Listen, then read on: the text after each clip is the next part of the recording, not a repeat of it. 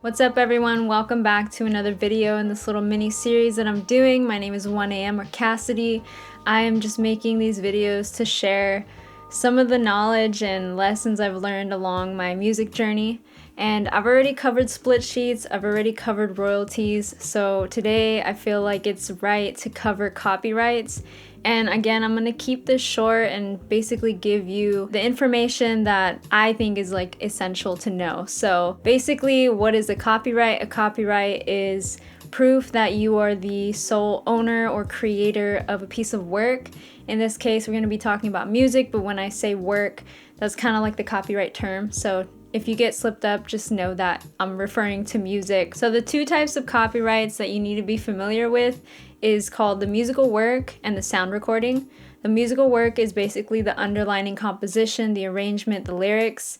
The sound recording is basically the master, the final recorded performance version of it. So this is kind of where that term, when artists own their masters, that's kind of where that comes from. So if you are the creative that did both of these things, then you can register both in one go. So I will leave a link in the description going to the US copyright resources, so that way you can go check it out for yourself and kind of learn a little bit more.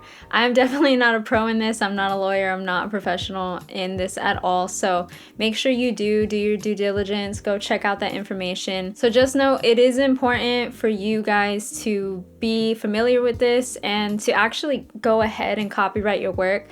I'm gonna kind of go into a few of the misconceptions of copyrights and how they work. So technically, if you are someone who created something in a tangible form, you automatically are the copyright owner. But again, the difference is that if you are registering that work with the US copyright, then you are legally viewed as that copyright owner. If you do not, it might be difficult later in life if somebody does actually take your music or use it in a way that you did not give permission to. And if you want to take legal action, having that US copyright is going to help you in the long run. So another misconception that relates to what I just said is if you already distributed the music, if you already released it on social media or YouTube or SoundCloud or whatever, that doesn't necessarily mean that it is protected under the US copyright law. So another misconception that's very common is, well, I purchased the beat, or that's my vocal on the beat, or I leased the beat.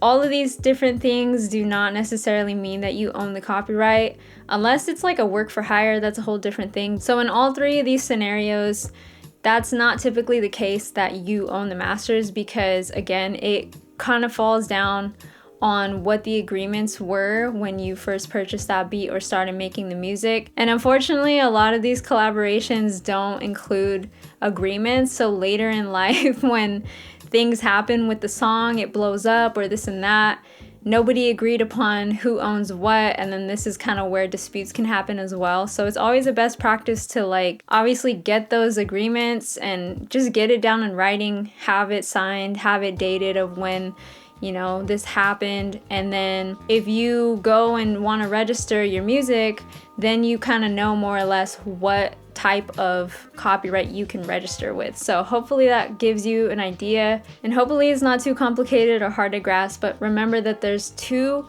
different types of copyrights for music, and you either own one or the other or both. But it's important to have these things documented, so that way when you are going to register, you have proof that this was agreed upon, or yada yada yada. So basically that's copyright. Hopefully this was helpful. Give me a like, leave me a comment if you have questions, and like I mentioned, I'm going to be leaving a link to the US copyright resources, so go check that out, and I'll see you guys in the next video.